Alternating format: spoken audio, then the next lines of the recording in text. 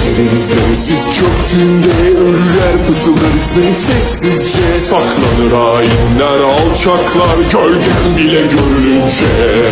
Ne mutlu bizlere, Kaptan Van Dyke'ın önümüzde. Fırtınalar, şimşekler titrer, ölü yelken dümende. Yelkenlere kara bir ayaz esti, titredi Van Dyke bile buz kesti. Rastladım ona gecenin kör vakti, bu vahşi kelebekti. Ne mutlu bizlere, vahşi kelebek yürümüzde. Fırtınalar, şimşekler titrer bir kelebek görünce. Gece denizleri siz çöktüğünde ölüler fısıldar ismini sessizce. Saklanır hainler, alçaklar gölgen bile görülünce.